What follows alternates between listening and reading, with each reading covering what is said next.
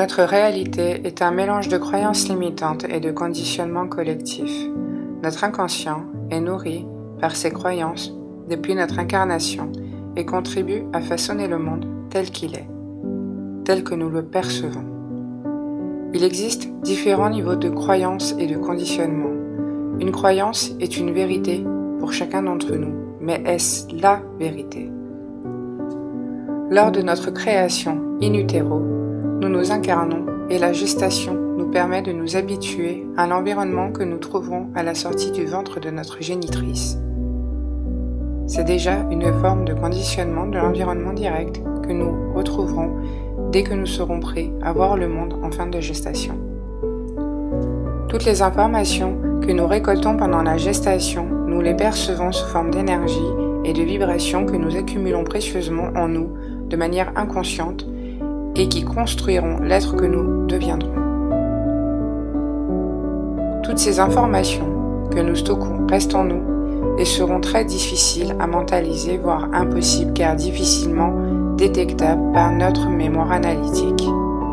Nous héritons en plus d'un conditionnement familial et transgénérationnel venant parfois de loin qui est ancré en nous, dans nos cellules, notre ADN et qui s'apparente à un héritage génétique.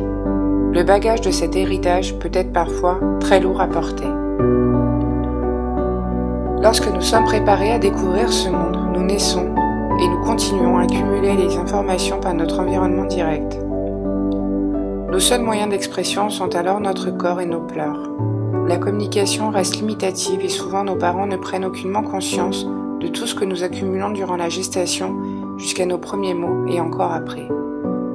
Pour eux, nous sommes des bébés, des enfants en bas âge, la chair de leur chair, leurs amours, mais l'aspect énergétique et vibratoire des choses leur est complètement étranger et la plupart du temps, ils l'ignorent.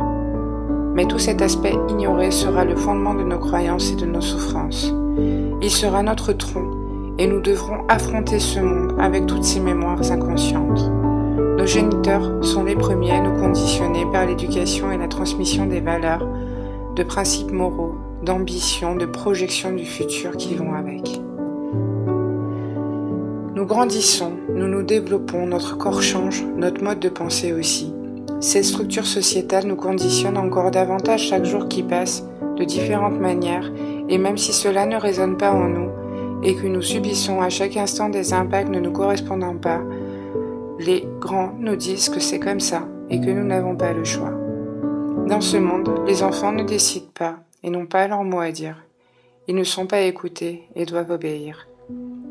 Nous voyons les adultes se débattre et nous nous débattons à notre tour, car c'est le modèle qui nous est transmis. Il faut se battre dans la vie. Point de vue intéressant, n'est-ce pas?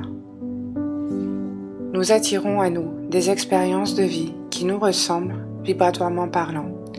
Elles ne sont que le reflet de nos croyances et conditionnements. Lorsque nous sommes bloqués dans une situation en étant persuadés que nous n'y sommes pour rien et que le sort s'acharne à nous faire revivre inlassablement les mêmes épreuves de vie, les mêmes déceptions, les mêmes souffrances, nous nous rendons victimes, mais en réalité, nous sommes les seuls responsables. Ce qu'il est important de comprendre en premier lieu, c'est cette valeur de vérité que nous attribuons aux croyances et aux conditionnements. Cette vérité est la vérité d'un autre, pas la nôtre.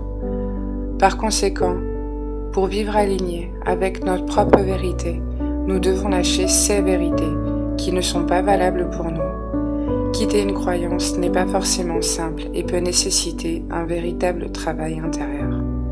Bon courage à vous.